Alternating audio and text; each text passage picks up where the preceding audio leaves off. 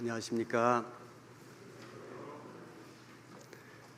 지난 한 주간 우리 광주 봉성교회 형제 자매님들께서 오랜 시간 동안 준비하고 기도하고 하시는 가운데 많은 영혼들을 말씀 앞에 인도하셨습니다. 새롭게 하나님 말씀을 통해서 구원을 받으신 분들이 하나님의 교회 안에서 신앙생활 잘 하시기를 간절히 바라고, 혹여라도 아직 확실한 구원이 안 됐을지라도 교회 안에 계속 머물러 계시면은 하나님께서 반드시 믿음을 확실하게 해주실 겁니다. 그리고 우리 형제 자매님들 한 주간의 전도 집회를 위해서 많은 봉사를 해주시고 수고를 해주신 것에 대해서 우리 하나님도 다 아시고 위로해 주시고 격려해 주시고 힘 주실 거라고 생각합니다. 저도 한 주간 광주 봉선에서 제 심령으로 아주 즐겁게 말씀을 전할 수 있게 되어서 너무 감사한 시간이었습니다. 오늘은 광야 교회라고 하는 제목으로 우리 구원받은 그리스도인들이 신앙생활을 왜 해야 되는지, 또 어떻게 해야 하는지 그런 내용들을 말씀을 통해서 같이 배워보도록 하겠습니다. 먼저 우리 하나님께 같이 기도하시겠습니다. 살아계시는 우리 아버지 하나님, 지난 한 주간 우리 예수님께서 십자가에서 이루신 복음을 전할 수 있는 기회를 허락하시고 너무나도 소중한 영혼들을 보내주신 것을 감사드립니다. 성령님의 역사로 새롭게 구원받으신 분들이 하나님의 교회 안에서 온전히 거하며 같이 교제하며 말씀을 배우며 그 믿음과 신앙이 계속 자라갈 수 있게 도와주옵소서. 더 많은 열매를 맺어 우리 하나님께 영광을 돌리는 삶을 살 수 있게 해 주옵소서. 먼저 구원함을 받고 영혼 전도를 위해서 애쓰시는 우리 광주 봉성교회 형제 자매님들 위에 우리 주님 늘 함께 해주시고, 신앙생활 중에 어려움도 있고 고난도 있지만은 그러나 함께 해주시는 주님을 더 의지하고 서로 용서하며 서로 사랑하며 하나 되어 우리 주님 오시는 그날까지 믿음 지키고 또 이 복음 잘 전할 수 있게 도와주옵소서. 오늘 주일 아침에 주님의 사랑하는 형제 자매님들 함께 말씀 앞에 머리 숙였습니다. 우리에게 필요한 말씀으로 가르쳐 주시고 우리가 이 말씀을 마음에 새기며 심령에 새겨서 이 죄 많은 세상을 살아갈 때에 우리가 믿음으로 이기며 승리하며 하나님께 영광을 돌리며 살아가는 저희들 되게 해 주옵소서.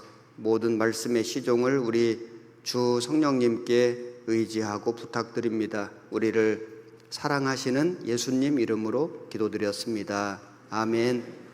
신명기 8장 말씀을 성경으로 찾겠습니다. 2절 구약성경 274페이지입니다. 오늘까지 전도집회이기 때문에 성경 구절을 화면에 띄워서 보여드리겠습니다. 처음 오신 분들은 화면 보시면 됩니다. 신명기 8장 2절 3절 말씀을 우리 다 같이 천천히 읽겠습니다. 네 하나님 여호와께서 이 40년 동안에 너로 광야의 길을 걷게 하신 것을 기억하라. 이는 너를 낮추시며 너를 시험하사 네 마음이 어떠한지 그 명령을 지키는지 아니 지키는지 알려 하심이라. 너를 낮추시며 너로 줄이게 하시며 또 너도 알지 못하며 네 열조도 알지 못하던 만나를 네게 먹이신 것은 사람이 떡으로만 사는 것이 아니요 여호와의 입에서 나오는 모든 말씀으로 사는 줄을 너로 알게 하려 하심이니라. 이스라엘 백성이 400년 동안 애굽에서 노예로 살았습니다. 하나님께 부르짖었고 하나님께서 모세를 보내주셔서 그들을 구원하셨는데 그것이 출애굽기에 기록되어 있습니다. 애굽은 이 세상을 의미하는 겁니다.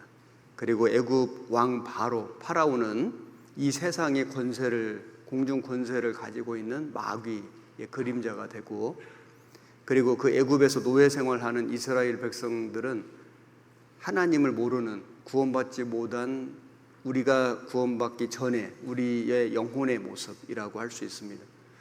하나님께 부르짖으니까 모세를 보내주셨는데, 물론 모세는 예수님의 모형이 되고, 그래서 모세가 하나님의 그 능력으로 이스라엘 민족을 출애굽시킨 것처럼 예수님께서 우리를 이 죄 많은 세상에서 구원해 주신 겁니다. 홍해를 건넜는데 홍해는 침례의 모형이 되고, 그리고 이제 홍해가 이제 갈라졌다가 건너고 다시 합쳐졌지 않습니까? 다시 애굽으로 못 돌아가는 겁니다. 구원받은 사람은, 정말 확실히 구원받은 사람은 세상으로 갈 수가 없다. 그리고 가나안 땅, 하나님이 약속하신 그 땅에 들어가는데 바로 들어간 게 아니에요. 광야의 길을 40년간 통과했거든요. 하나님께서 광야의 길을 걷게 하셨습니다. 우연이 아니고 하나님이 그렇게 인도하신 겁니다. 광야는 아주 거칠고 메마르고 간조하고 그리고 위험한 광야입니다. 왜 하나님께서 하나님의 사랑하는 백성들을 바로 그 젖과 꿀이 흐르는 땅, 약속의 땅, 그 가나안 땅으로 들어가게 안 하시고 그 거칠고 메마른 위험한 광야 길을 40년간 걷게 하셨을까? 구원받은 그리스도인들이 이제 구원을 받으면은 정말 우리가 하나님이 계신 곳, 나를 사랑하는 죽기까지 하신 예수님이 계신 곳, 다시는 눈물이 없고 애통하는 것이나 곡하는 것이 없고 아픈 것이 없고 죽는 것이 없는 그 영원한 천국에 다이렉트로 그냥 바로 가면 사실 너무 좋지 않습니까? 그런데 하나님께서 구원받은 사람을 이 땅에, 이 세상에 남겨두셨거든요. 그래서 우리가 주님 나라에 갈 때까지 광야 같은 세상을 사는 겁니다. 왜 40년간의 광야의 길을 걷게 하셨는지 세 가지를 이유를 말씀드려 보면은, 첫 번째는 여기 화면에 보시면은 너를 낮추시며 너를 시험하사 너를 낮추시며 너로 줄이게 하시며, 낮추시며. 사람은 본성 중에 교만이 있습니다. 편안하면 교만해지거든요. 참 신기해요. 우리가 구원을 받지 못한 이유가 교만 때문입니다. 자기 중심이거든요.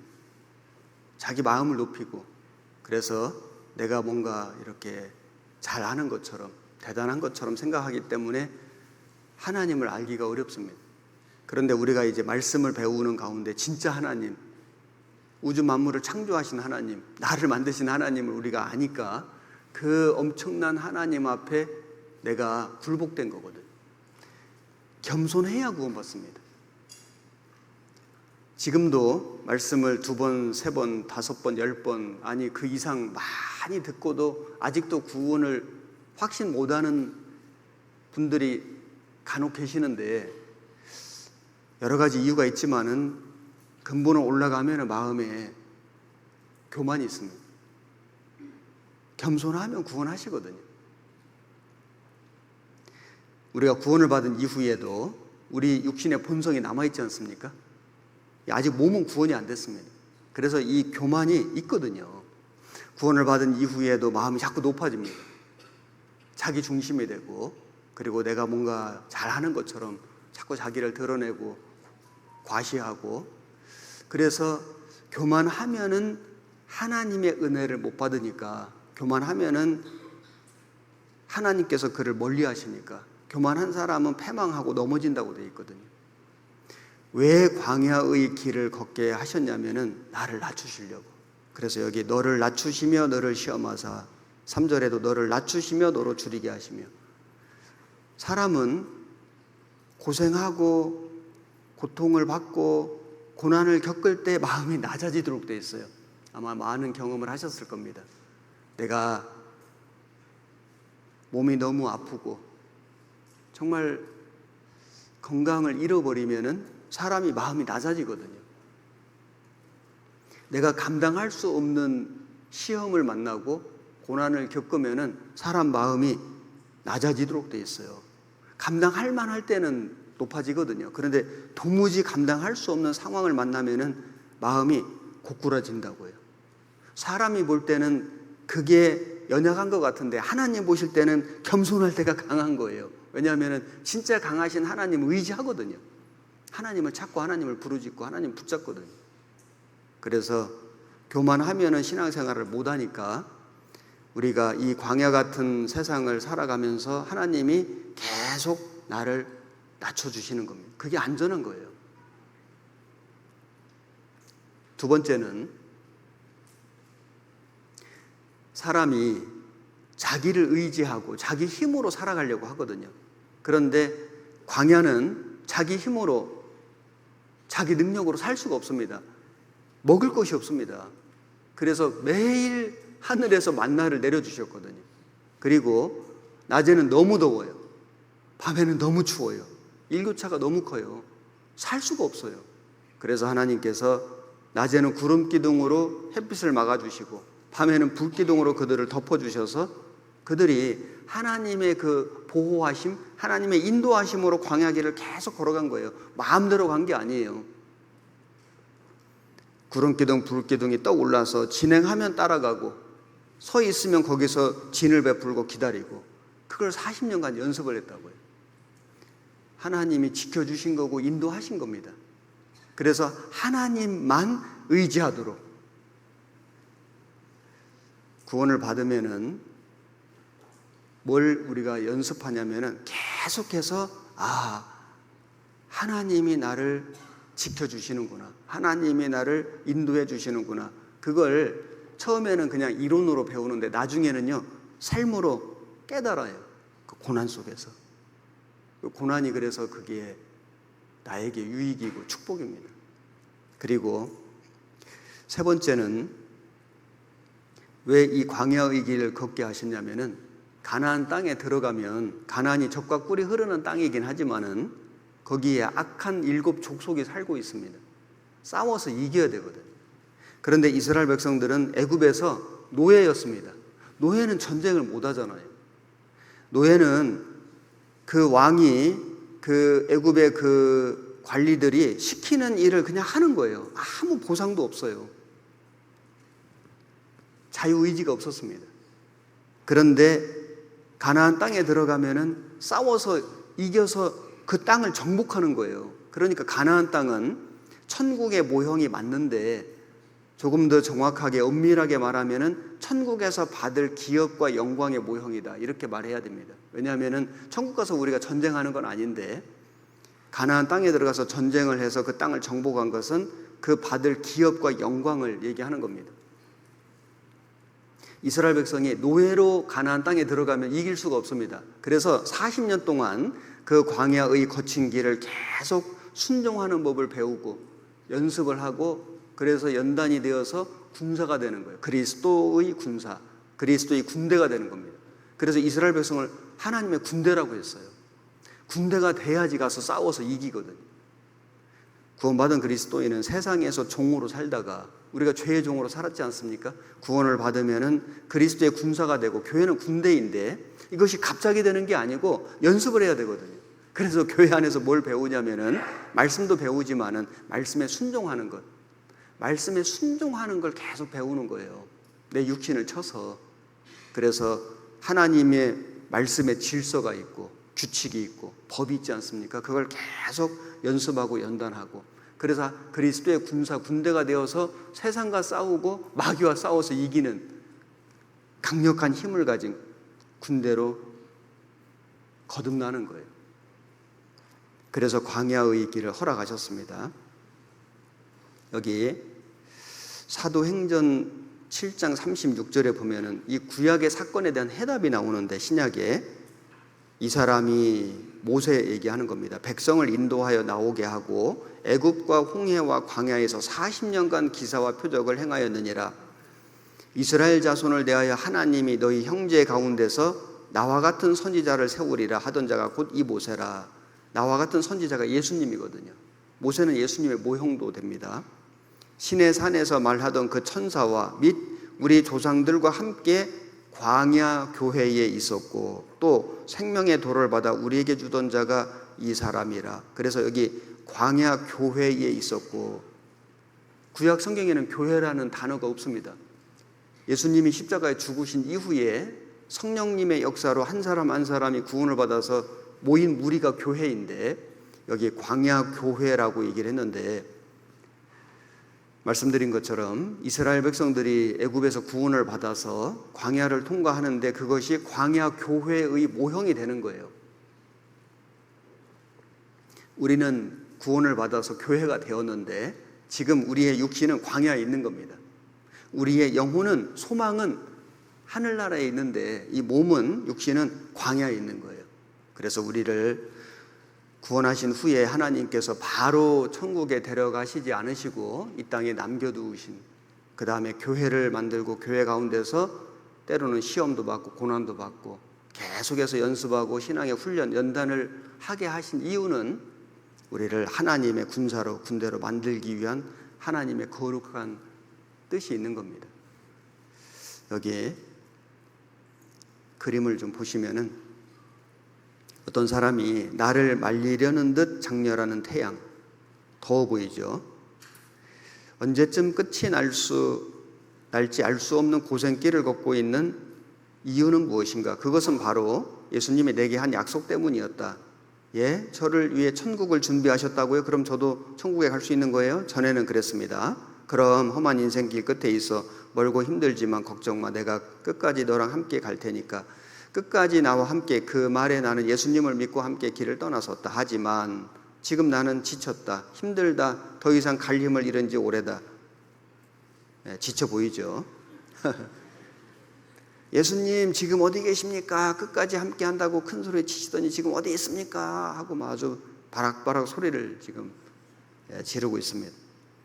더위 먹었으면 얌전이라도 있어. 아이고 거기 계시네요. 업고 계신 거예요. 그래서 우리는 모두 슈퍼 헤비 메가톤급 울트라 캡슐 건망증 환자라고. 얼마나 잘 잃어버리는지. 이 은혜를요, 은혜를 잃어버리는 게 아니라 잊어버린, 표현을 정확히 잃어버리진 않습니다. 잊어버릴 수 있어요. 잊어버려요. 그래서 잊지 않도록 계속 말씀을 또 배우고 또 배우고 또 계속 배우고 잊을 수 있기 때문에.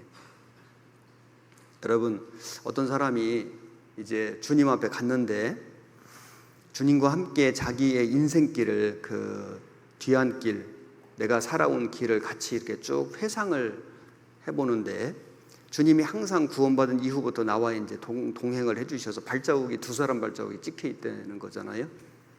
그런데 내 인생에서 가장 힘들고 외롭고 너무너무 고통스러울 그 순간에 발자국이 하나밖에 없는 거예요. 그래서 예수님께 물었다고 하지 않습니까? 아니 주님, 저 때가 내 인생에서 가장 힘들고 외롭고 고통스러울 때였는데 그때에 주님 저를 버리고 어디 가셨습니까? 하니까 주님이 뭐라고 하셨어요? 얘야, 그때 내가 너를 업고 걸었단다. 업어주신 거예요. 아마 여기 구원받은 지 몇 년씩, 몇십 년씩 되신 분들, 지금까지 내가 걸어온 신앙의 길, 믿음의 길을 뒤를 돌아보면은 주님이 동행해 주셨는데 어느 순간에 주님 발자국이 안 보여요. 내가 정말 힘들 때, 사망의 음침한 골짜기를 지나갈 때, 그때 주님이 나를 업어주신 거예요. 잘 생각해 보십시오. 그래서 여기까지 왔습니다. 그때 주님이 나를 업어주시지 않았다면 내가 실족할 수도 있었어요. 그래서 내 힘으로 못 걸으니까 주님이 업어주신 거예요. 여기 제가 개인적으로 좋아하는 찬송 중에 광야를 지나며라는 찬송 중에 일부분을 편집했습니다. 잠깐 같이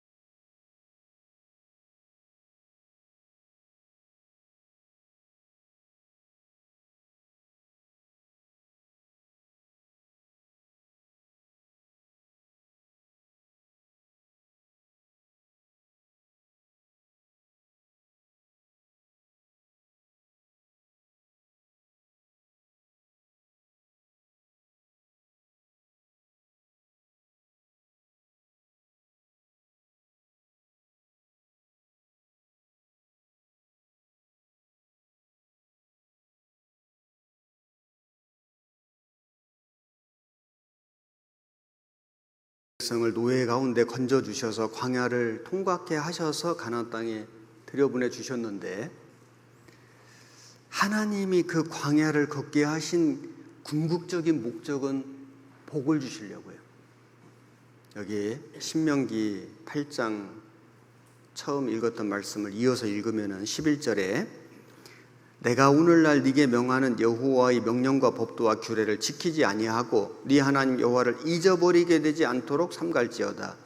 네가 먹어서 배불리고 아름다운 집을 짓고 거하게 되며 또 네 우양이 번성하며 네 은금이 증식되며 네 소유가 다 풍부하게 될 때에 두렵건대 네 마음이 교만하여 네 하나님 여호와를 잊어버릴까 하노라.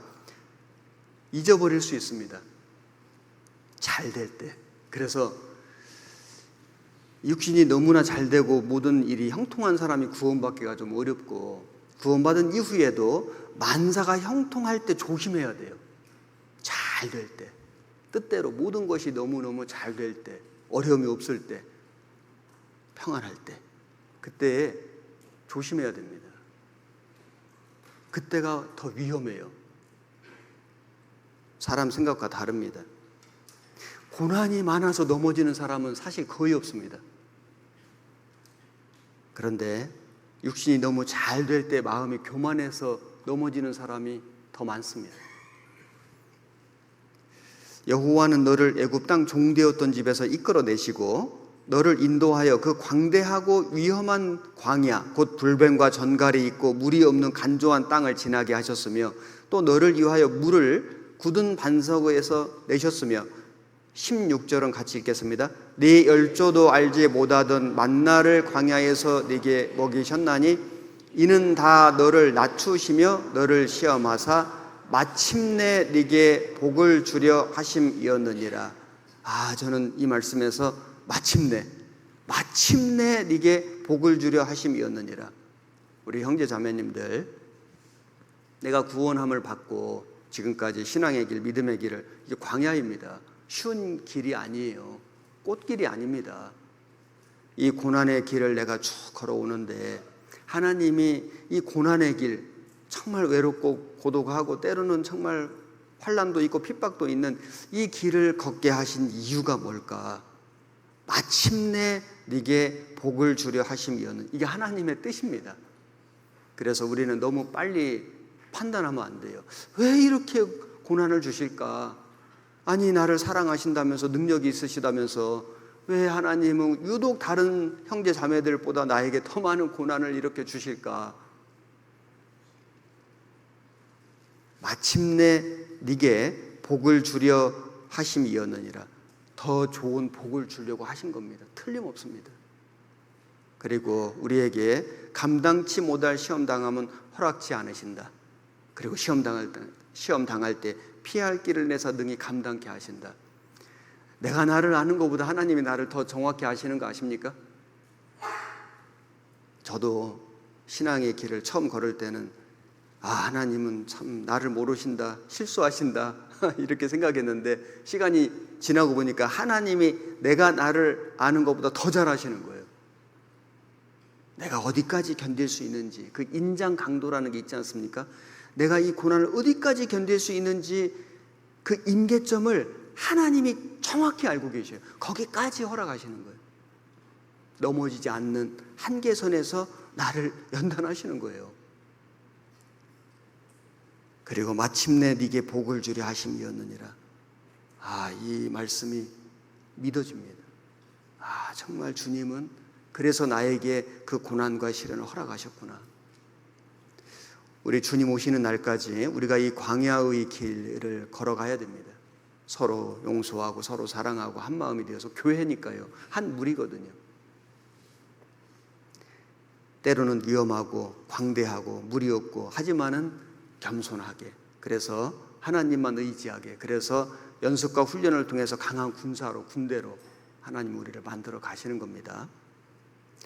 자, 우리가 이제 구원을 받고 나면은 하나님의 뜻대로 올바로 살고 싶은데 문제가 뭐냐면은 육신이 남아있는 거예요. 이 죄성이, 죄의 기질이 남아있는 거예요.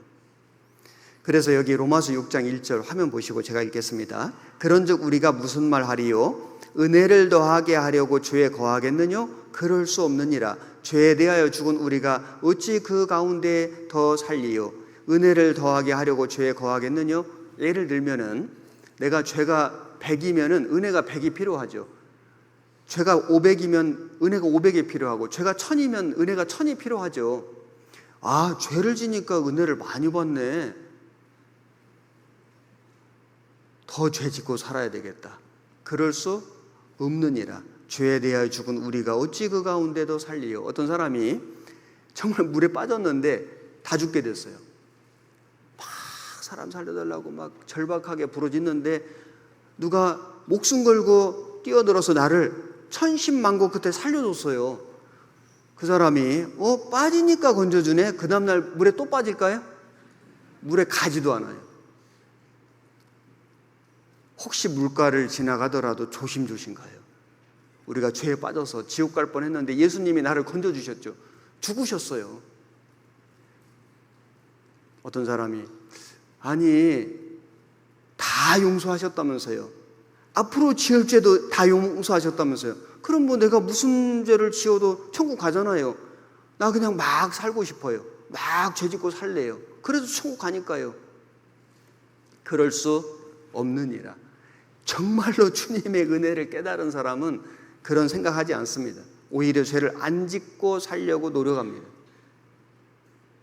왜 죄를 안 짓고 살려고 노력하냐면은 죄를 안 지어서 천국 가려고 노력하는 게 아니고, 나 같은 죄인을 아무 값 없이 공로 없이 거저 십자가에 대신 죽으심으로 구원해 주신 주님의 은혜가 너무 감사해서 그 은혜에 보답하고 살고 싶은 거예요.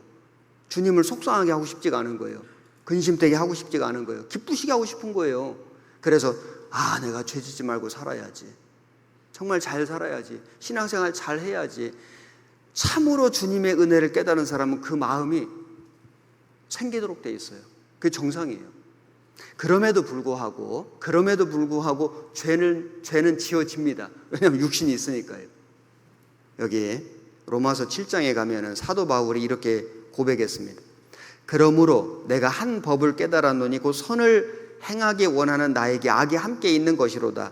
내 속사람으로는 하나님의 법을 즐거워하되 내 지체 속에서 한 다른 법이 내 마음의 법과 싸워 내 지체 속에 있는 죄의 법 아래로 나를 사로잡아 오는 것을 보는도다. 오호라, 나는 곤고한 사람이로다. 이 사망의 몸에서 누가 나를 건져내랴. 속사람으로는 하나님 법을 그러니까 내 영혼은 하나님 뜻대로 살고 싶어요. 하나님을 기쁘시게 하고 싶다고요.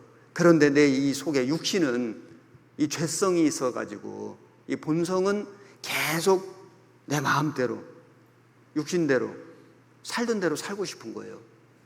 이 두 법이 내 마음속에 있는 겁니다. 25절 같이 읽겠습니다. 우리 주 예수 그리스도로 말미암아 하나님께 감사하리로다. 그런즉 내 자신이 마음으로는 하나님의 법을, 육신으로는 죄의 법을 섬기노라. 이게 누구 말입니까? 이게 사도 바울의 말이에요. 성경을 14권 기록한 정말 그 위대한 사도 바울이 순교했지 않습니까? 고백하기를 마음으로는 하나님의 법을, 육신으로는 죄의 법을 섬기노라. 바울이 이런다면 우리는 어떨까요? 우리는 더 그렇습니다. 자, 우리는 구원을 받았는데 천국 갈 믿음과 소망을 가지고 있는데 그럼에도 불구하고 내 마음에서 계속 죄가 올라오고 죄악된 말도 하고 죄악된 행실도 하거든요. 그래서 내 마음속에 싸움이 있어요. 속사람은 주님 뜻대로 살고 싶어. 주님을 기쁘시게 알고 싶어. 그런데 육신은, 이 죄성은 계속 나를 죄 가운데 끌고 가는 거예요. 이 두 싸움이, 이 육신과 주님 뜻대로 살고자 하는 그 성령의 그 싸움이 계속 있는 거예요. 어떤 집에 주인이 있었는데 새 주인, 진짜 주인이 그 집에 들어갔어요. 그러면 옛날 주인이 나가버리면 싸울 일이 없는데 옛날 주인이 남아있는 상태에서 새 주인, 진짜 주인이 들어가니까 서로 이 집이 자기 집이라고 싸우는 것처럼 성령님이 내 안에 계시는데 구원받을 때 성령님이 들어오셨거든요. 성령의 조명, 말씀을 들을 때 성령이 비춰줘요. 말씀을 깨달을 때 성령님이 도와주시죠. 그래서 성령의 강림, 성령이 오셔요. 그 다음에 성령의 내주, 성령이 내 안에 항상 계셔요. 성령 충만을 받으라. 그래서 성령님이 계시는데 육신이 그대로 있는 거예요. 이 육신이 나가버리면은, 이 죄성이 없어져 버리면은 싸울 일이 없는데, 육신이 죄성이 있는 상태에서 성령님이 들어오시니까 성령과 이 죄성과 계속 내 안에서 싸움이 있다고. 이게 정상입니다. 이 싸움에서 우리는 어떻게 이길 것인가? 여기 비결이 8장에 나오는데, 화면 보시고 로마서 8장 1절. 그러므로 이제 그리스도 예수 안에 있는 자에게는 결코 정죄함이 없나니, 2절은 같이 읽겠습니다. 이는 그리스도 예수 안에 있는 생명의 성령의 법이 죄와 사망의 법에서 너를 해방하였음이라. 여기 법이 나오는데 이 법을 힘으로 읽어보겠습니다. 그리스도 예수 안에 있는 생명의 성령의 힘이 죄와 사망의 힘에서 너를 해방하였습니다. 여러분, 모든 물건은, 물체는 땅으로 떨어지는 힘이 있어요. 이걸 중력이라고 해요. 이 중력의 힘이 어마무시합니다. 지구가 이렇게 둥글게 있는데 이게 자전하고 공전하지 않습니까? 계속 돌거든요. 바닷물이 있는데 한 방울도 우주로 안 날아갑니다. 사람이 옆에도 매달려 있고 밑에도 매달려 있는데 안 떨어져요. 어떤 물건 하나도 우주로 날아가지 않습니다. 왜냐하면 이 지구가 끌어당기는 엄청난 힘이 있거든요. 이걸 중력이라고 해요. 그런데 이 마우스는 지금 안 떨어지지 않습니까? 제 마음대로 움직일 수 있어요. 왜냐하면 이 중력의 힘보다 큰 제 손의 힘으로 붙들고 있기 때문에 그렇습니다. 그와 같이 사람은 이 세상에 사는 동안에 이 육신이 이 죄로 끌고 가는 힘, 세상이 끌고 가는 힘이 어마무시해요. 사람이 지옥 가는 방법은 간단해요. 가만히 있으면 됩니다. 자연 상태로. 그러면은 죄가 나를 끌고 가고 결국에는 마귀가 나를 지옥까지 끌고 가요. 그래서 끌려간 영혼들이 부지기수입니다. 그런데 구원을 받으면은 이제 성령님이 내 안에 계시잖아요. 구원을 받은 사람이 그 성령님을 통해서 생명의 성령의 힘을 계속 받으면은 죄와 사망의 힘에서 너를 해방하였습니다. 우리가 왜 주일날 교회에 오시냐면요, 생명의 성령의 힘을 받으려고. 수요 말씀을 왜 들으러 오셔요? 생명의 성령의 힘을 받으려고. 왜 구역 모임에 가고 조모임에 가요? 그 모임에 가는데 참 신기하게 그 모임에 갔거든요. 가서 같이 밥도 먹고 같이 교제도 하고 말씀도 듣고 한 2시간 교제했는데 돌아올 때 내 마음속에 뭔가 힘이 생기는 거예요. 힘이. 너무 마음이 위로가 되고 격동이 되고 잘 살아야 되겠다. 힘이 생기는 거예요. 주일날 말씀을 들었는데 힘이 생기는 거예요. 왜 우리가 말씀을 읽습니까? 말씀을 읽을 때에 참 신기하게 내 영혼이 힘이 생기는 거예요. 아니, 밥을 먹으면 육신이 힘이 생기지 않습니까? 말씀을 읽고 말씀을 듣고 말씀을 계속 묵상하면 힘이 생기는 거예요. 왜 우리가 구원을 받았는데 굳이 신앙생활을 해야 할까? 아니, 정말 확실히 구원받았으면 천국 가지 않습니까? 그럼에도 불구하고 우리가 신앙생활을, 교회 생활을 해야 하는 이유는 생명의 성령의 힘을 공급받으려고 해요. 그래야 죄를 이긴다니까요. 세상을 이긴다고요. 마귀와 싸워서 이길 수가 있는 거예요. 여기 시편 19편 13절에 또 주의 종으로 고범죄를 짓지 말게 하사 그 죄가 나를 주장치 못하게 하소서. 그리하시면 내가 정직하여 큰 죄가에서 벗어나겠나이다. 구원받은 그리스도인이 지을 수 있는 죄가 크게 3종류라고 할 수 있습니다. 여기 고범죄가 있고, 그 다음에 야고보서 4장 17절에는 이러므로 사람이 성도가 선을 행할 줄 알고도 행치 아니하면 죄니라. 선을 행할 줄 알고도 행치 않는 죄. 이걸 좀 정리를 해보면은, 자, 구원받은 그리스도인이 지을 수 있는 죄를 구원받은 성도가 짓는 죄, 크게 3종류로 나눠보면, 첫째는 부지불식간에 짓는 죄, 두 번째는 고범죄, 세 번째는 믿음으로 행치 않는 죄.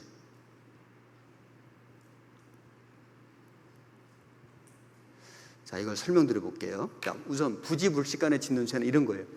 구원을 받았는데, 구원받은 지 얼마 안 됐거든요. 전에, 구원받기 전에 그 행하던 옛 습관, 습성이 있습니다. 그렇지 않습니까? 어떤 사람은 30살에 구원받은 30년 동안, 어떤 분은 50살에 구원 50년 동안 세상에서 하나님 말씀과 상관없이 내 마음대로 살았지 않습니까? 그래서 내 몸에 배인 옛 습관, 죄의 습성이 있다고요.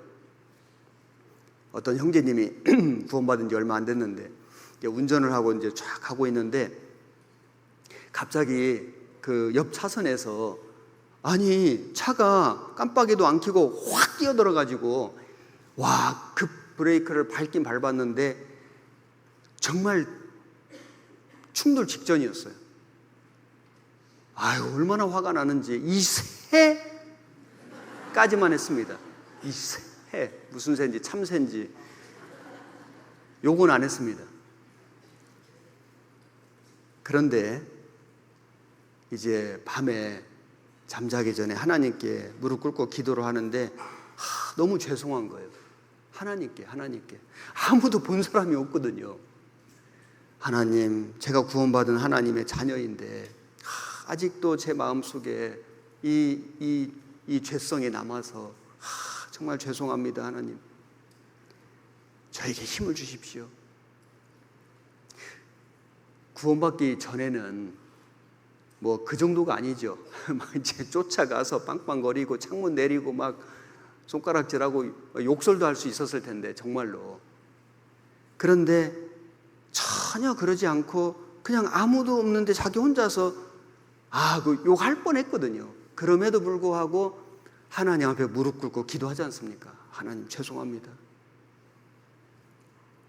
부지불식간에 짓는 죄는 구원받기 전에 그런 옛 습성이 남아가지고 자기도 모르게 나오는 죄가 있는 거예요. 이거는 신앙생활을 6개월, 1년, 2년, 3년 하면요 점점 없어져서 나중에는 거의 안 나옵니다. 사라집니다. 그 다음에 고범죄는 뭐냐면은 이것이 죄인 줄 알면서 계속 짓는 거예요. 계속 신앙의 양심에 찔리는데 이거를 반복해서 짓는 거예요. 어떤 형제님은 목사님, 성경에 담배 피지 말라 말이 없는데요?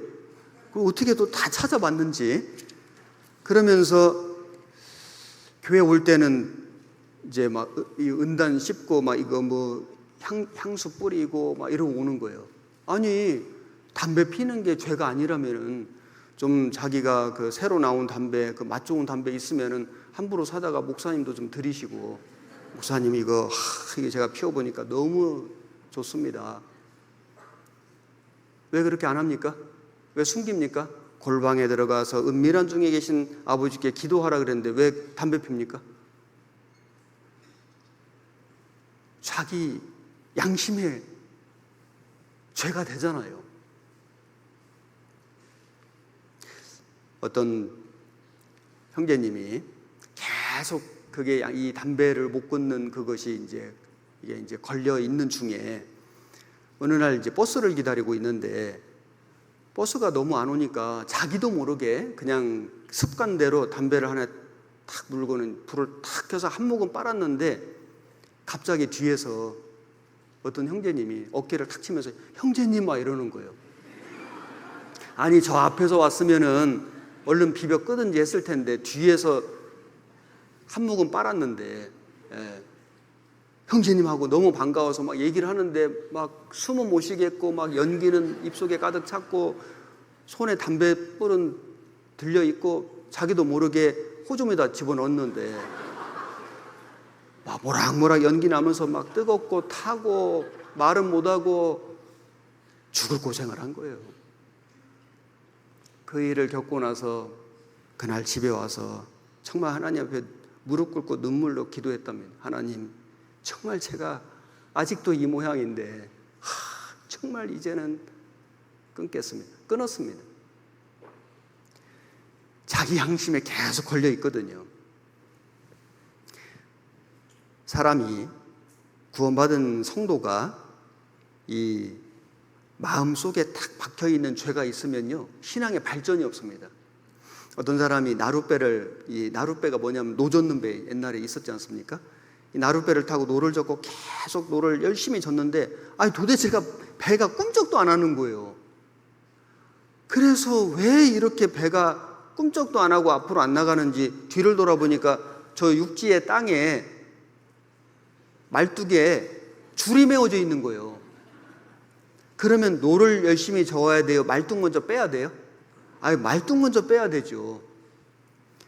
참 신기한 게 뭐냐면은 이 죄가 딱 가슴 속에, 자기 삶 속에 딱 박혀 있는데 하나라도 딱 빼면은요, 예를 들어서 담배를 못 끊는 사람이 한번 딱 결심하고 담배 하나 딱 끊었는데 마음이 확 달라지는 거예요. 교회 오는데 벌써 마음가짐이 달라요. 형제 자매들하고 대화를 하고 교제를 하는데 그렇게 교제가 즐거운 거예요.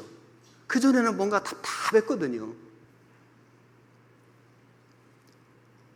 고범죄는 이것이 죄인 줄 알면서 자기가 안 버리고 반복적으로 계속 짓는 죄, 이것이 고범죄인데, 이 고범죄는 끊어야 됩니다. 이건 자기가 결심을 해야 돼요. 그 다음에 믿음으로 행치 않는 죄, 이게 뭐냐면은 세상에서는 죄가 안 됩니다. 그런데 교회에서는 죄가 되는 게 있어요. 예를 들면은 기도하지 않는 죄. 세상에서 누가 기도 안 한다고 그걸 죄라고 해요? 그런데 기도하지 않는 게 죄라고 말씀했어요. 용서하지 않는 죄. 세상에서는요, 누가 나에게 잘못하면은 난 용서 안 해. 나 얼굴 안 봐.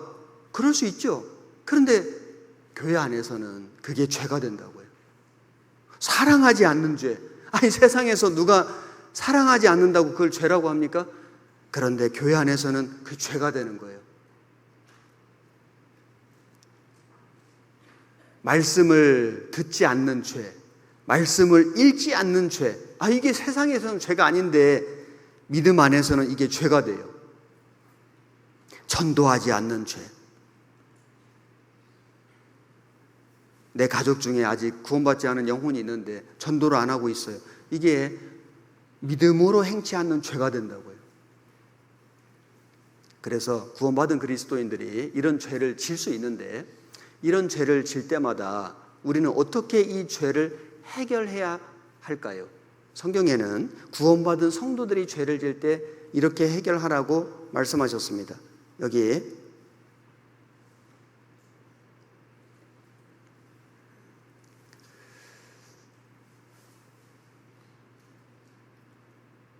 요한 1서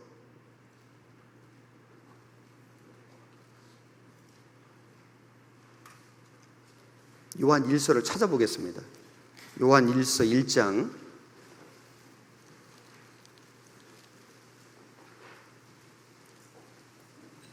요한 1서 1장 8절 388페이지입니다. 신약성경 요한 1서 1장 8절 말씀, 8절과 9절을 같이 읽겠습니다. 만일 우리가 죄 없다 하면 스스로 속이고 또 진리가 우리 속에 있지 아니할 것이요, 만일 우리가 우리 죄를 자백하면 저는 미쁘시고 의로사 우리 죄를 사하시며 모든 불의에서 우리를 깨끗게 하실 것이요. 자, 여기 우리가 이 요한 1서에서 우리는 구원받은 성도를 얘기하는 겁니다. 여기 2장 1절에 보면은 나의 자녀들아, 그 다음에 7절에 보면 사랑하는 자들아, 12절에도 자녀들아, 뭐냐면은 사도 요한이 구원받은 성도에게 주신 편지거든요. 그래서 8절에 우리가, 이 말은 구원받은 성도가 이 말입니다. 구원받은 성도가 죄 없다 하면 스스로 속이고, 나는 이제 영원한 속죄를 받았으니까 결코 절대 죄 짓지 않습니다. 이건 자기를 속이는 거다. 죄가 있다는 거예요. 죄성을 갖고 있다는 겁니다. 그러므로 구원받은 성도도 죄를 지을 수는 있습니다. 그러면은 구원받은 성도가 죄를 지면은 이걸 어떻게 해결해야 할 것인가? 9절에 우리 죄를 자백하면 저는 미쁘시고 의로사 우리 죄를 사하시며 우리를 깨끗게 하실 것이요. 자, 여기 자백이라는 말씀이 나오는데 화면에 제가 써보겠습니다. 우리가 구원받기 전에 죄인이었습니다. 죄인은 회개하고 구원을 받는 거예요. 이 회개는 이런 겁니다. 하나님, 저는 죄가 너무 많습니다. 이 죄 때문에 지옥 갈 수밖에 없습니다. 나를 구원해 주십시오. 이게 이제 죄인이 하는 회개거든요. 회개하고 구원을 받으라. 그래서 구원을 받으면은 구원받은 사람은 의인이 돼요. 의인이 된다는 것은 의로운 일을 많이 해서 의인이 된 게 아니고요. 믿음으로 의롭다고 칭함을 받은 거예요. 칭의입니다. 그래서 의인이 됐는데 구원받은 사람이 의인이 죄를 지면은 자백하라는 겁니다. 자백. 그러면 이 자백은 뭐냐?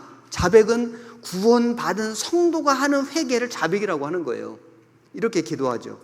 구원을 받았는데 죄를 지었어요. 잘못했어요. 하나님 아버지. 제가 구원을 받았는데 하나님의 자녀인데 그런데 또 제가 이렇게 실수하고 잘못해서 죄를 지었습니다. 하나님 잘못했습니다. 용서해 주십시오. 이거는 구원받은 자녀가 하나님 아버지께 하는 회개예요. 그러면 또 구원을 해 주시냐? 그게 아니고 구원받은 자녀는 한 번 자녀가 되면 영원한 자녀입니다. 이루어지지 않습니다. 한 번 받은 구원은 없어지지 않습니다. 영원한 자녀입니다. 그런데 죄를 지면은 하나님 아버지와의 친밀한 관계가 문제가 생겨요. 친밀한 관계가 끊어져요. 아버지께 갈 수가 없어요. 아버지의 은혜를 받을 수가 없어요. 자백하면은 미쁘시고 의로사 우리를 용서하고 깨끗게 해주신다. 그래서 하나님 아버지와의 단절된 관계를 회복해 주시는 거예요. 이걸 자백이라고 하는 겁니다. 어떤 사람들은 우리 교회를 비방하기를 저 교회 사람들은 뭐 한 번 구원 받으면 뭐 마음대로 죄를 짓고 살아도 괜찮다고 가르쳐. 천만의 말씀이에요. 구원받은 그리스도는 올바르게 거룩하게 정말 세상에 구원받지 않은 사람들과 구별되게 성결하게 살아야 됩니다. 그리고 또 비방하기를 뭐 한 번 구원받으면 뭐 무슨 죄를 지어도 회개를 안 해. 아닙니다. 회개합니다. 회개하는데 단지 죄인이 하는 회개가 아니고 구원받은 성도가 하는 회개, 즉 자백을 하는 거예요. 여기 어떤 아들이 이제 아버지와 함께 이제 아버지의 사랑을 받고 이렇게 살아가는데 아버지가 공부 열심히 해라. 아주 훌륭한 사람이 돼야 해. 그런데 이 아들이요, 아버지 말을 안 듣고 공부를 안 하다가 시험을 봤는데 몇 점 맞았냐면 30점 맞았어요. 30점. 잘했어요? 못했어요? 어떤 분은 목사님 20점보다는 잘했네요. 30점이 뭘 잘했어요? 성적표를 바꿔보니까 이 아들이 막 걱정이 되는 거예요. 야, 이걸 가지고 아버지한테 갈라니까 정말 너무 죄송하고 혼나겠지 막 두렵고. 그래서 이 아들이 막 고민을 하는 겁니다. 어떻게 할까? 1번 이참에 집 나간다. 2번 3자 8로 고쳐간다. 3번 솔직하게 아버지께 가서 용서를 구한다. 몇 번 해야 돼요? 3번 해야 되죠. 3번. 그래서 아버지께 갔습니다. 아버지 정말 죄송해요. 정말 잘못했습니다. 제가 아버지 말 안 듣고 놀다가 30점 맞았는데 아버지 한 번만 용서해 주시면 정말 한번 열심히 공부해 보겠습니다. 진심으로 얘기하면은 아버지가 어떻게 할까요? 1번 이참에 내쫓는다. 2번 죽도록 팬다. 3번 용서하고 격려한다. 몇 번이요? 저는 항상 3번이에요. 아버지가 아들에게 아들아, 그래 그럴 수도 있지. 너가 와서 이렇게 진심으로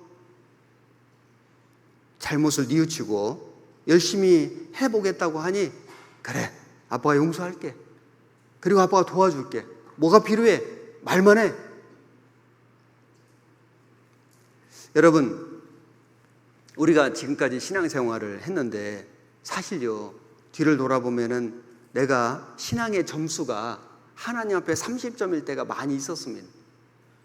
솔직히 저는 신앙 점수가 빵점일 때도 있었습니다.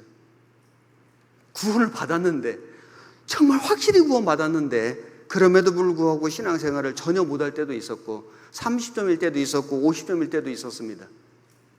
참 너무 죄송하고 부끄럽죠. 그런데 자백하면은 하나님은 미쁘시사 나를 용서해 주신다. 깨끗게 해주신다. 그래서 지금까지 우리가 온 거예요. 아닙니까? 우리가 실수하고 잘못하고 죄를 지을지라도 이참에 교회 안 나간다. 그러면 안 됩니다. 뻔뻔하게 나간다. 그러면 안 됩니다. 하나님께 계속 자백해야 돼요. 어떤 집에 가보니까 집이 너무 깨끗해요. 그래서 야, 이 집은 사람이 안 사나 보다. 아니, 식구가 많아요. 그런데 집이 너무 깨끗해. 그래서 가만히 보니까 누군가 계속 쓸고 닦고 청소하는 거예요. 우리 마음이 그와 같습니다. 우리가 성결하다, 거룩하다 그 말이 완벽하지 않아요. 그런데 깨끗한 삶을 살 수 있는 것은 계속 청소하는 거예요. 하나님께 자백하고 또 자백하고. 그러면 참 놀랍게도 하나님이 용서해 주셔요. 용서해 주셔요. 그런데 점점점 죄와 멀어져요. 점점점 죄를 이길 수가 있는 거예요. 교회 안에서, 신앙 안에서 이것이 가능해집니다. 자, 여기 그랜드 종합교리라고 하는 이 책은 우리 교회에서 만든 건 아니에요. 그런데 여기 정확하게 써놨습니다. 보시면 이미 의롭다함을 얻은 성도들이 반복적으로 회개하는 것은 하나님의 심판의 형벌을 받지 않기 위해서입니까? 그렇지 않습니다. 왜냐하면 이미 그리스도를 믿음으로 의롭게 된 성도들은 그 믿는 순간부터 구원을 받아 죄의 형벌로부터 면제되었기 때문입니다. 즉 하나님께서 성도들을 의롭게 하신 것은 과거죄에서 해방시켜 주신 것만을 의미하는 것이 아니라 현재나 미래의 모든 죄까지 이미 해결해 주신 것입니다. 따라서 이미 구원받은 성도에게 있어서 죄의 회개는 죄에 대한 하나님의 형벌과는 상관이 없습니다. 지옥 가는 형벌과는 상관이 없습니다. 그렇다면 성도가 반복적으로 회개하는 까닭은 무엇입니까? 하나님과 화평한 관계를 누리기 위해서입니다. 거룩하신 하나님은 당신의 자녀로 부름받은 성도가 계속 사단의 자녀처럼 죄 가운데 머무는 것을 원하지 않습니다. 즉 하나님께서는 당신의 자녀가 비록 죄를 범하였다고 하더라도 자신의 죄를 시인하고 고쳐서 자백해서 바른 삶을 살기를 원하시는 것입니다. 따라서 성도는 정죄받아 구원을 잃어버릴 것이 두려워, 지옥 갈 것이 두려워 회개하는 것이 아니라 하나님과 멀어진 관계를 청산하고 하나님의 자녀로서 다시 화평한 관계를 유지함으로써 영적 축복을 가지기 위해서 회개해야 합니다. 구원받은 그리스도인도 회개해야 됩니다. 엄밀하게 말하면은 성도가 하는 자백이에요. 자백하면은 하나님이 나를 용서하십니다. 그리고 힘을 주십니다. 만약에 구원받은 사람이 자백하지 않고 고범죄, 죄인 줄 알면서도 그 죄를 안 버리고 계속 반복하면은 하나님 어떻게 하실까요? 징계하십니다. 징계가 있습니다. 여기 화면 보시면은 잠언 3장 11절에 내 아들아 여호와의 징계를 경히 여기지 말라. 그 꾸지람을 싫어하지 말라. 대저 여호와께서 그 사랑하시는 자를 징계하시기를 마치 아비가 그 기뻐하는 아들을 징계함 같이 하시느니라. 징계는 아들에게 하는 거예요. 남의 자식한테는 징계 안 합니다. 우리가 구원받기 전에 하나님 자녀가 아니었잖아요. 잘못 살아도 징계가 없었어요. 히브리서 12장 5절 또 아들들에게 권하는 것 같이 너희에게 권면하신 말씀을 잊었도다. 일러스되 내 아들아 주의 징계하심을 경히 여기지 말며 그에게 꾸지람을 받을 때 낙심하지 말라. 주께서 그 사랑하시는 자를 징계하시고 그의 받으시는 아들마다 채찍질 하심이니라 하였으니. 사랑하시는 자를 징계하시고. 구원받은 성도는 참 신기한 게요, 죄를 안 버리고 계속 숨어서 몰래 반복적으로 짓잖아요. 자기가 알아요. 아, 나 이러다가 징계받겠다. 아, 나 이러다 징계받겠는데. 그러다 징계가 딱 오면요, 자기가 깨달아요. 그리고 그 순간에 하나님께, 하나님 감사합니다. 왜 감사하죠? 징계는 아픈 건데 그 징계 때문에 죄를 확 버리거든요. 어떤 아버지가 이제 저녁 퇴근 시간에 어둑어둑한데 퇴근하는데 자기 집 뒤에 골목길에 중학교 2학년 남학생 몇 녀석들이 담배를 피우고 있는 거예요. 아, 이것들 봐라. 혼내줘야지 하고 가다 생각해보니까 요즘 중2가 좀 무섭거든요. 그래서 이 아버지가 요즘 애들 너무 무서워. 잘못하면 큰일 나. 그래서 속상한데 그냥 돌아서서 집에 오려 하는데 뒤통수가 자기 닮은 애가 하나 있는 거예요. 혹시나 하고 가서 보니까 아들이네. 그러면 이 아버지 어떻게 해요? 1번 그래도 그냥 지나간다. 2번 죄 데려다가 다 팬다. 3번 아들만 데려다가 혼낸다. 몇 번이요? 저는 항상 3번이라니까요. 아들, 너 이리 와봐. 너 집에 들어와. 그래가지고 이제 아들 데려다가 너 언제부터 담배 폈어? 너 중학교 2학년인데 담배 피면 돼? 하고는 꾸짖고 책망하고 안 되면은 회초리 때려서라도 고치겠죠? 남의 자식은요, 남의 자식은 상관 안 해요. 내 아들은요, 징계하는 거예요. 우리는 구원받은 이후에 하나님의 자녀입니다.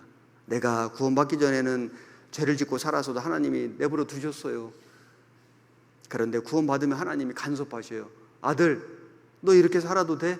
너 그렇게 게으르게 살아도 돼? 너 그렇게 몰래 죄를 짓고 살아도 돼? 하나님 다 아시잖아요. 자기 선한 양심도 알잖아요. 버려야 됩니다. 안 버리면 징계가 얼마나 무서운지 아십니까? 어떤 사람은 꼭 다리가 부러진 게 징계인 줄 알아요. 그래서 어떤 형제님이 일하다가 실수로 잘못해서 넘어져 다리가 부러졌는데 병문안 가서 형제님 징계 받으셨네요. 빨리 회개하세요. 다리 부러질 수 있습니다. 몸도 아플 수 있거든요. 다 징계가 아니에요. 하나님 주신 고난일 수도 있고, 아니 사람이 아플 수 있지 않습니까? 건강관리 잘못하고 실수하면 넘어질 수도 있고. 징계는 하나님보다 더 좋아하는 것, 그걸 하나님이 가져가셔요. 때로는 돈을 치시고, 때로는 건강을 치시고, 때로는 나 때문에 가족이 아파요. 때로는 가족의 집안에 문제가 생겨요. 그런데 신기한 건 자기가 알아요. 이거 징계다. 문제가 생기는데 자기가 깨닫는다니까요. 다른 사람이 판단해 줄 필요 없어요. 자기가 알아요. 이거 하나님 징계다. 그러면요, 그 순간에 확 버리는 거예요. 하나님이 사랑하시는 자를 징계하시고 아들마다 채찍질 하심이니라 하였으니, 정말 심각한 죄를 지면요 데려가신다고 돼 있어요. 육신은 죽이시고 영혼은 천국에 데려가신다고 해요. 왜? 계속 남겨두면은 하나님을 욕되게 할 수 있으니까요. 복음을 회방할 수 있으니까요. 징계가 얼마나 무서운 줄 아세요? 그리고 구원받은 그리스도인은 정말 마음속에 어떤 소원이 있냐면은 신앙생활 잘하고 싶다. 열매를 맺고 싶다. 당연하죠. 성경에 신앙생활 잘하는 법이 나와요. 아주 간단해요. 요한복음 15장 화면 보시고 제가 읽겠습니다. 너희는 내가 일러준 말로 이미 깨끗하였으니 내 안에 거하라. 나도 너희 안에 거하리라. 가지가 포도나무에 붙어있지 아니하면 절로 과실을 맺을 수 없음같이 너희도 내 안에 있지 아니하면 그러하리라. 5절은 같이 읽겠습니다. 나는 포도나무요 너희는 가지니 저가 내 안에 내가 저 안에 있으면 이 사람은 과실을 많이 맺나니 나를 떠나서는 너희가 아무것도 할 수 없음이라. 예수님은 포도나무고 구원받은 그리스도인은 가지라고 말씀했습니다. 여기다가 써보겠습니다.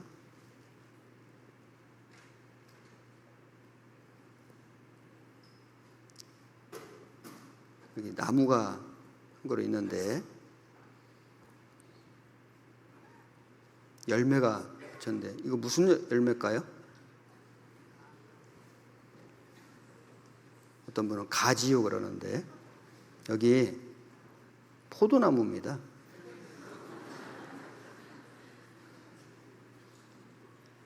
시간이 없어서 포도 송이가 이렇게 있는데 금방 포도나무 얘기했지 않습니까? 여러분, 포도 열매는 이렇게 나무에 열립니까? 가지에 열립니까? 가지에 열리죠. 그런데 가지는 능력이 없어요. 가지가 이 나무에서 끊어지면은, 떨어지면은 이 가지는요, 이 땅에서 밟힙니다. 아무 능력이 없어요. 예수님은 포도나무고 우리는 가지예요. 우리 능력이 없어요. 그런데 나는 열매를 맺고 싶다. 나는 하나님을 기쁘시게 하고 싶다. 신앙생활 잘하고 싶다. 비결이 뭐냐면은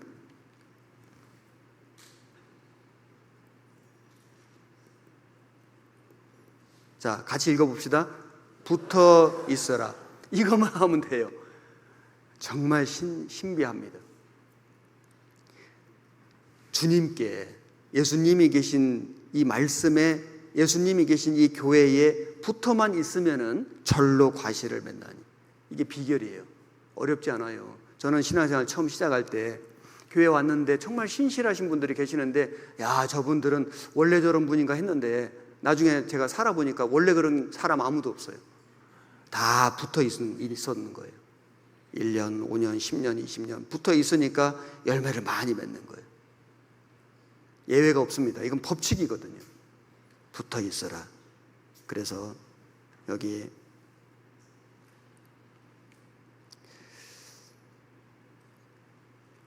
보시면은 예수님은 누구신가? 예수님은 세상을 창조하신 분이고 통치하시는 분입니다. 그 예수님이 사람으로 오셨는데 이걸 성육신이라고 해요.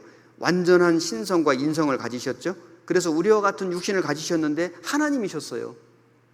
그런데 그 예수님이 동정녀 처녀에게서 태어나시고 공생애를 사시고 많은 이적과 기적을 보여주시고 십자가에 죽어주셨습니다.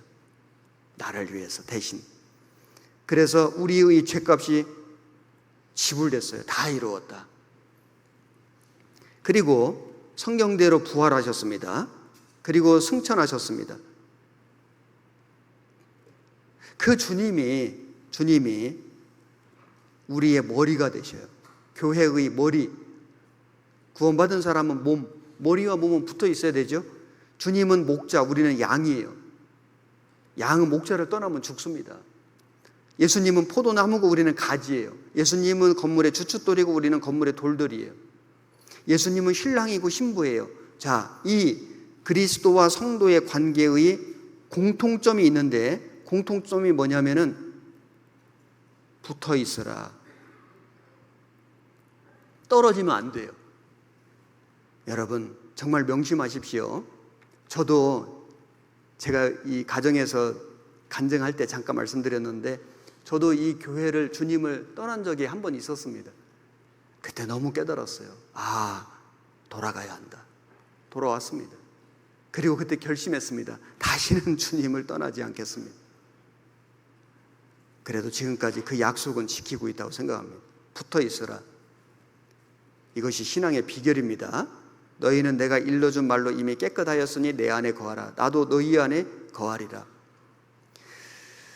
남극의 눈물이라고 하는 다큐멘터리가 아주 오래전에 방영됐는데, 제가 3부작인데 그걸 다 봤거든요.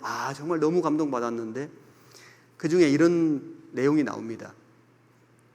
황제 펭귄이 이제 암컷이 알을 낳으면은 수컷에게 넘겨주고 바다에 가서 먹이 활동을 해요. 그럼 수컷이 그 알을 발등에 올려놓고요, 자기 배로 덮습니다. 그 엄청난 추위 속에서 이 수컷 펭귄이요, 먹지도 못하고 어딜 가지도 못하고 알을 발등에 올려놓고 1분만 밖에 떨어져도 이 알이 얼어버려요. 그래서 수개월 동안 몸무게가 반쪽이 되도록 알을 품고 부화시킵니다. 그래서 이제 새끼가 부화가 되면은 이 윗속에 그 저장해 놓은 펭귄 밀크라고 하는 이걸 토해가지고 새끼를 먹여요. 이 수컷 황제 펭귄요, 이 부성애 정말 대단합니다. 아버지들은 좀 반성해야 돼요. 하나님이 그렇게 만들어 놓으신 거예요. 그런데 이제 그 알을 이렇게 품고 있는데 눈 태풍이 오면은 영하 50도예요. 펭귄들도 위험해요. 근데 펭귄들이 눈 태풍 오는 걸 알아요. 그래서 흩어져 있던 녀석들이 다 모여가지고 서로 몸을 이렇게 서로 붙이고 무리를 지어가지고 이렇게 서서히 돕니다. 이걸 허들링이라고 해요. 돌면서 밖에 있는 녀석은 춥잖아요. 얼어 죽을 수도 있죠.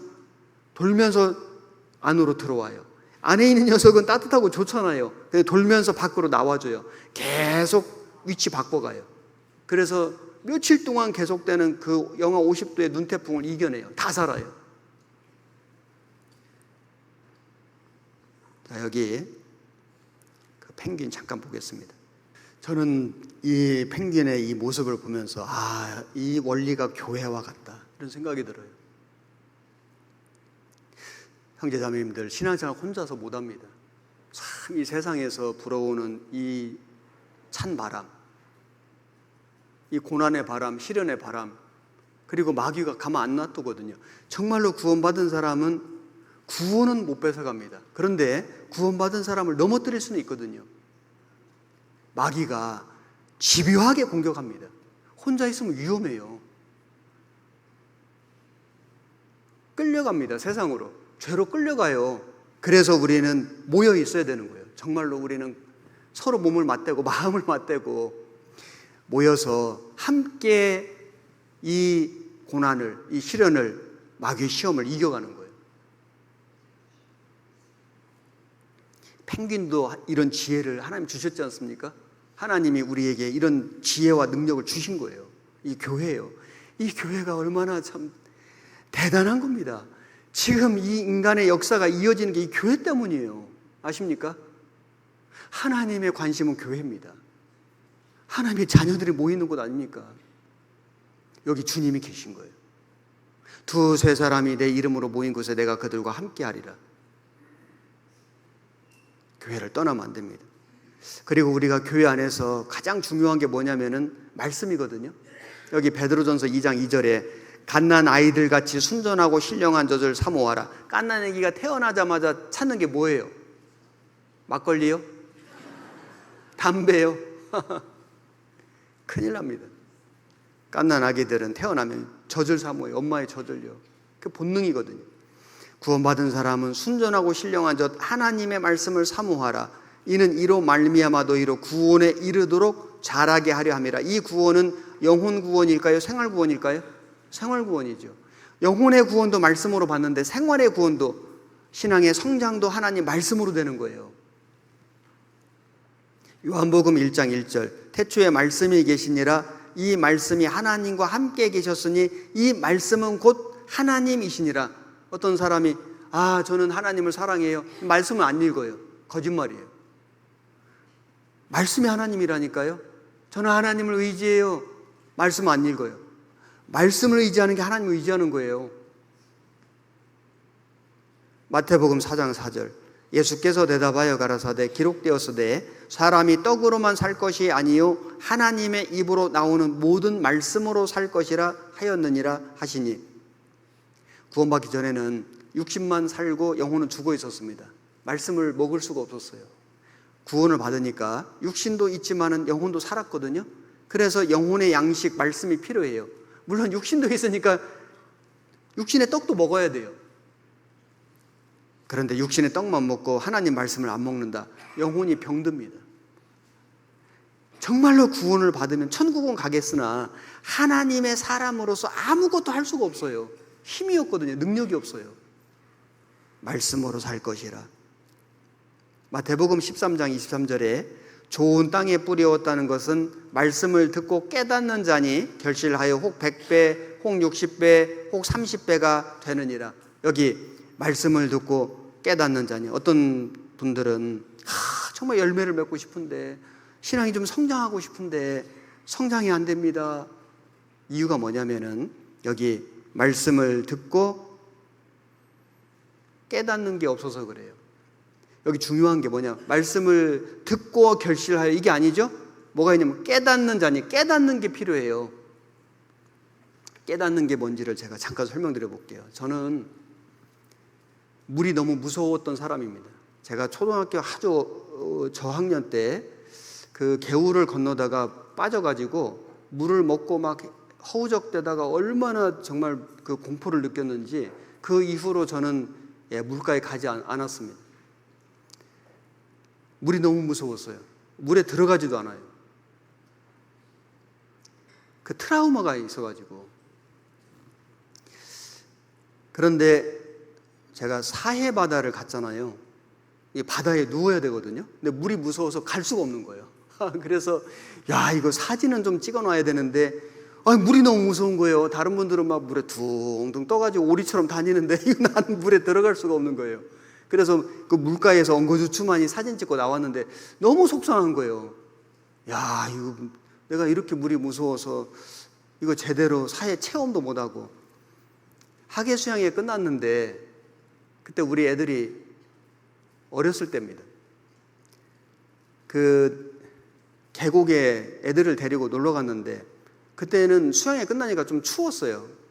물이 좀 차가운데도 애들은 막 오랜만에 나가니까 막 물가에서 막 노는데 큰애가 넘어졌습니다. 깊은 물에 빠진 건 아니에요. 그냥 넘어졌어요.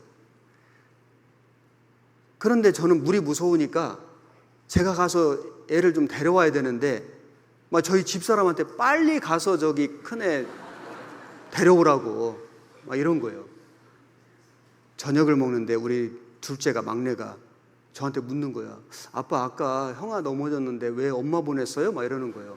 와, 얼마나 참 부끄럽고 참 창피하고 면목이 없는지 결심을 했습니다. 아, 내가 수영을 배워야 되겠다. 그래서 이제 제가 수영장에 갔는데 처음에 갔는데 코치님이 처음 수영하러 오신 분들은 일리 오세요 그러더니 유아 풀장 있잖아요. 이게 허리에도 안 닿는 유아 풀장에 데려가서 일리 들어오세요 그러더니 제일 먼저 시킨 게요. 물속에 머리 넣고 10초 세고 나오래요. 저는 그때까지 거의 50 가까이 됐는데 평생 물속에 머리를 넣어본 적이 없어요. 그래서 하라고 하니까 이제 물속에 머리를 넣고 10초 세고 나오는데 그날 집에 와가지고 들어 누웠습니다. 너무 무서워가지고 죽을 것 같은 거예요. 얼마나 물이 무서웠는지 상상이 되십니까? 그 물에 대한 공포가 있었는데 이제 결심을 했으니까 수영을 배워야 되지 않습니까? 물에 뜨지를 못하는 거예요. 물이 너무 무서우니까. 그래서 이제 물에 이렇게 킥판 들고 이렇게 물에 뜨려면 막 가라앉는 거예요. 막 얼마나 몸이 막 나무 토막처럼 빳빳해져가지고 막 긴장을 하는지 코치님이 회원님 힘 빼세요. 힘 빼면 뜹니다. 알겠어요. 머리로 다 알아요. 제가 막 영상 보고 네이버에 엄청 물어봤거든요. 그랬더니 뭐 힘을 빼고 뭐 하면은 부력이 있어가지고 뜬다는 거예요. 다 알아요. 못 떠요. 그래가지고 한 달, 두 달을 세상에 물하고 그렇게 씨름을 하고 고생을 하고 그래도 포기 안 하고 결심을 했으니까. 그래서 이제 저희 집사람 수영을 잘하는데 막 제가 이제 그 강습 시간에만 아니고도 시간만 나면 나 좀 도와주라 하면서 막 나 붙잡아주라 하는데 붙잡기만 하면 막 가라앉는 거예요. 막 겁이 나니까 누가 만지기만 해도. 그렇게 물이 무서웠던 사람인데 그 코치님이 참 훌륭한 분이에요. 제가 물어봤거든요. 저 어떻게 해야 돼요? 그랬더니 걱정 마시고 그런 분들 많이 계시는데 그냥 물하고 친해지면 된다고. 자꾸 와서 물하고 친해지고 익숙해지면은 다 됩니다. 이렇게 얘기를 해주니까 이제 용기를 내서 계속 했는데 한 달 지나고 하니까요. 연습을 하는데 이게 물에 뜨는 거다는 느낌이 살짝 오더라고요. 그래서 또 연습하고 또 연습하고 또 연습을 하는데 나중에는 이제 킥판 없이도 물에 뜨는 거예요.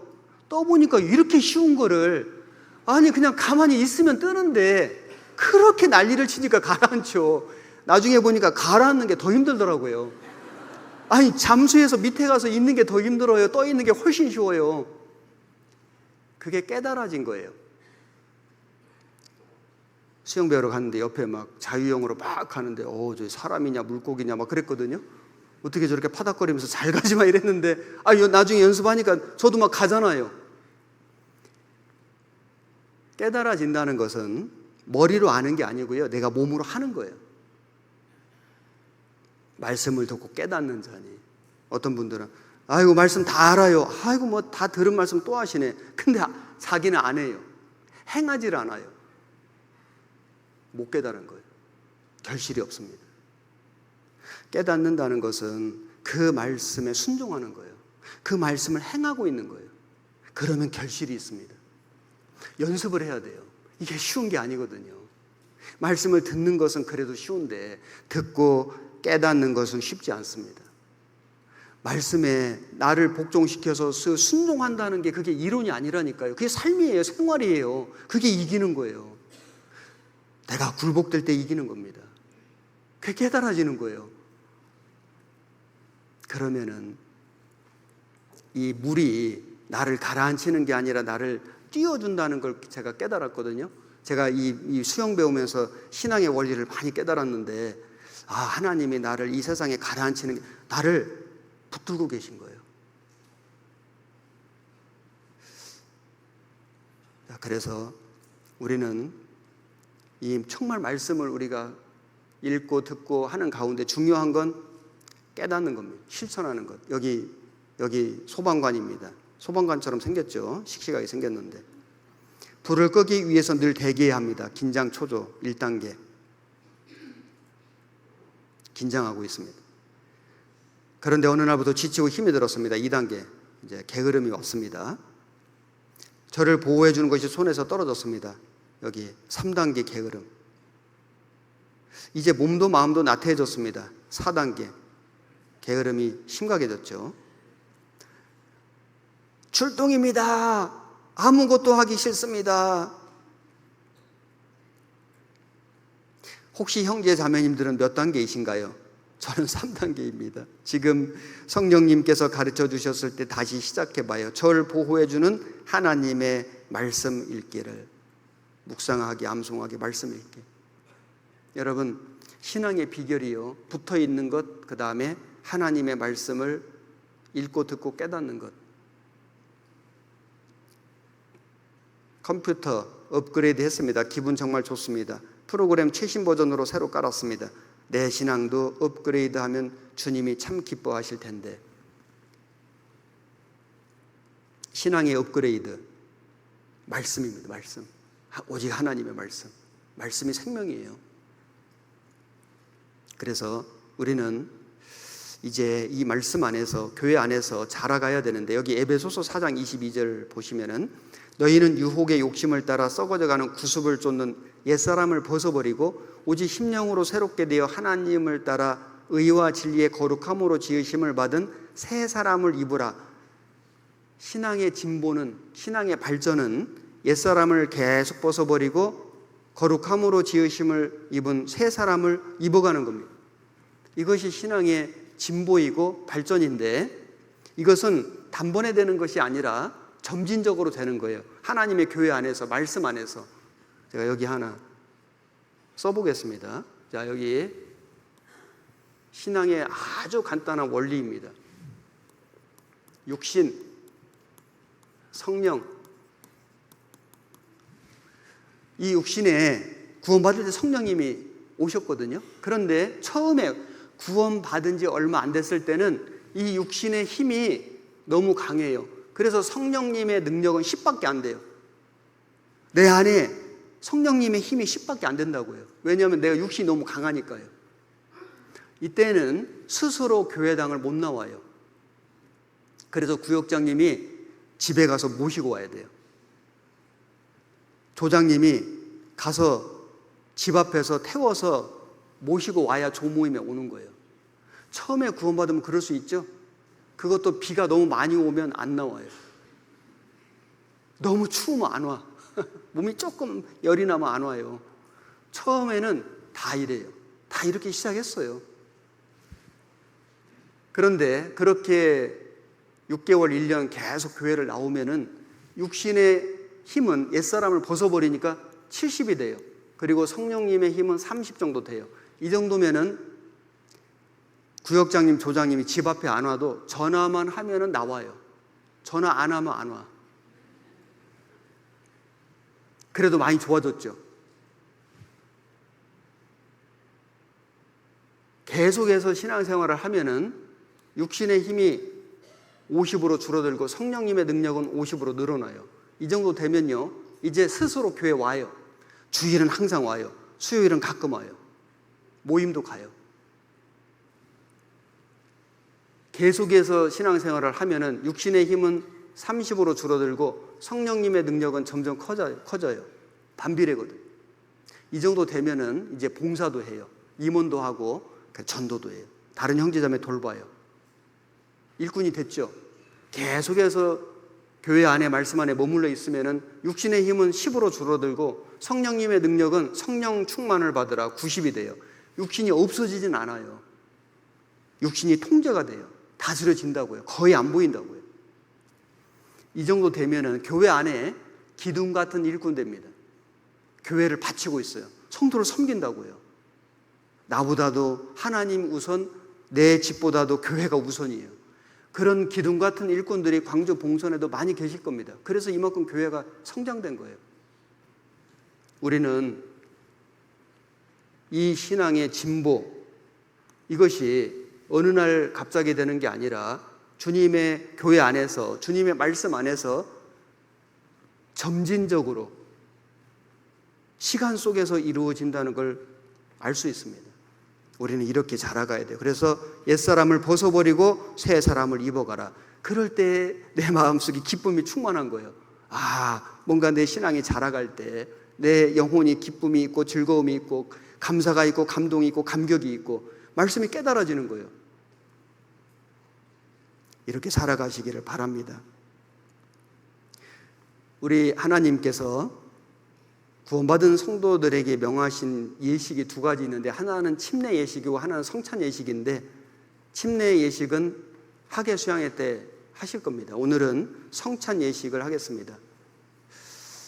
성찬 예식을 형식으로 하는 게 아니라 하나님께서 성찬 예식을 하라고 하신 의미, 교훈이 있습니다. 그 의미와 교훈을 성경을 찾아서 말씀드리겠습니다. 고린도전서 11장, 고린도전서 11장입니다. 23절, 11장 23절, 276페이지입니다. 제가 읽겠습니다. 23절부터 읽겠습니다. 내가 너희에게 전한 것은 주께 받은 것이니 곧 주 예수께서 잡히시던 밤에 떡을 가지사 축사하시고 떼어 가라사대 이것은 너희를 위하는 내 몸이니 이것을 행하여 나를 기념하라 하시고, 식후에 또한 이와 같이 잔을 가지시고 가라사대 이 잔은 내 피로 세운 새 언약이니 이것을 행하여 마실 때마다 나를 기념하라 하셨으니, 너희가 이 떡을 먹으며 이 잔을 마실 때마다 주의 죽으심을 오실 때까지 전하는 것이니라.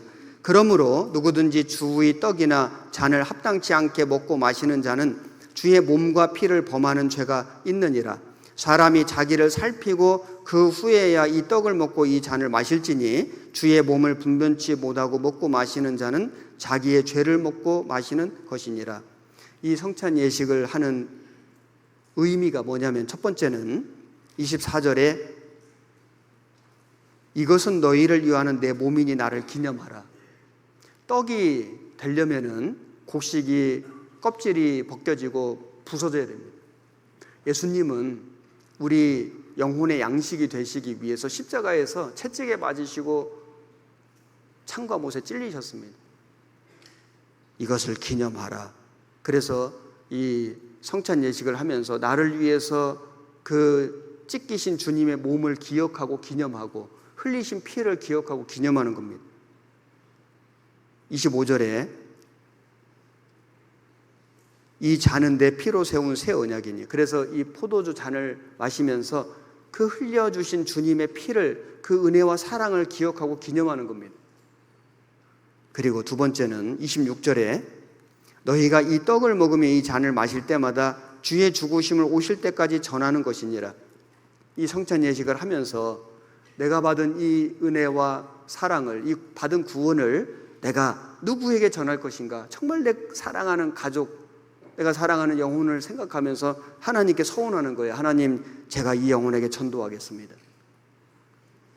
그 다음에 세 번째는 28절에 사람이 자기를 살피고 그 후에야 이 떡을 먹고 이 잔을 마실지니, 자기를 살피고 성찬 예식을 하라는 것은 우리가 이 성찬 예식을 하면서 내 마음을 살펴보는 거예요. 하나님 앞에 혹시 합당치 못한 죄는 없는지, 내 생활을 돌아보는 거예요. 하나님 앞에 합당치 못한 죄가 없는지, 하나님 이것을 버리겠습니다, 고치겠습니다, 결심하고 서원하는 겁니다. 이런 의미로 성찬 예식을 행하겠습니다. 우리 성찬 위원들 나와서 준비해 주시고 성찬을 위한 기도를 담임 목사님이신 배현기 목사님께서 해 주시겠습니다.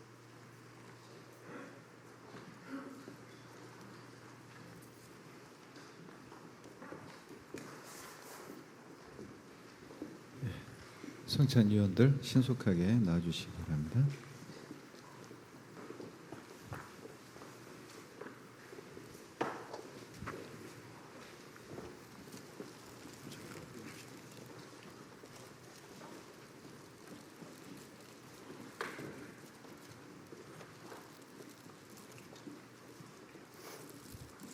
같이 기도하시겠습니다. 사랑과 은혜가 풍성하신 자비로우신 우리 아버지 하나님, 지난 한 주간 하나님의 은혜로 십자가의 보혈의 은혜와 사랑을 전할 수 있는 기회를 주시고 많은 영혼을 구원해 주신 것을 감사드립니다. 이 시간 주님께서 명하신 성찬식을 거행하고자 합니다. 떡을 떼고 잔을 마실 때마다 내 죄를 대신하여 찢기신 주님의 몸과 흘리신 피를 기억하고 늘 감사와 찬양을 주님께 드리며 이 은혜를 주변에 사랑하는 이들에게 전하고자 하는 마음을 우리에게 풍성히 부어주시기를 원합니다. 주님이 우리를 창조하시고 구원하신 목적에 합당한 삶을 살아왔는지 반성하고 돌아보면서 우리 마음을 주님께로 다시 일으켜 세우는 귀한 시간이 되게 축복해 주시옵소서.